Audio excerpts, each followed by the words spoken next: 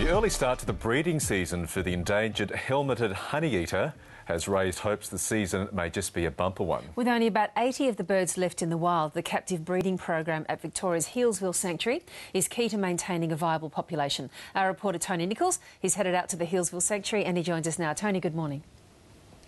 Good morning, Virginia. The Healesville Sanctuary is set on 30 hectares of bushland, just 1 hour's drive outside of Melbourne. It's been in the conservation business now since 1934 and boasts more than 200 Australian species. The helmeted honeyeater is just another success story, and we're joined this morning by the Sanctuary Director, Glenn Holland. And Glenn, congratulations. Tell us about these honeyeaters. Thanks, Tony. Well, we've got a population here of about 14 pairs, and they started early this year. So we've put 4 pairs on nests. So we had our first chick hatch on Sunday.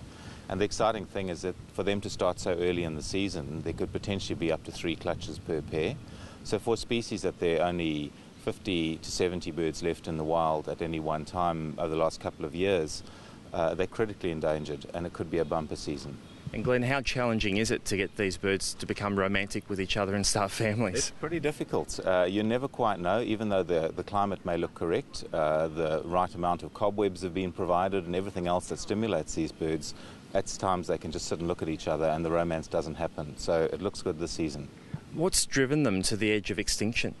Primarily fires and habitat loss, drought as well, that have killed off a lot of trees. The last large fires that came through this area went within 60 metres of this population at Yellingbo.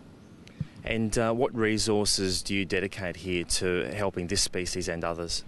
We're investing about $1.5 million a year for the Fighting Extinction campaign. We've got about 12 staff, and they're working on pygmy possums, orange-bellied parrots, Tasmanian devils, and of course helmeted honeyeaters, and a few more. And just finally, Glenn, what's the aim for the population over the next few years? It would be great to think over the next couple of years we could get them up to 100.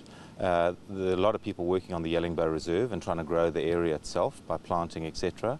And more habitat could mean more birds over the next few years. Oh, wonderful, Glenn. Thanks for joining us today and congratulations. Thanks. Okay, Glenn Holland there, the Managing Director here at the Healesville Sanctuary.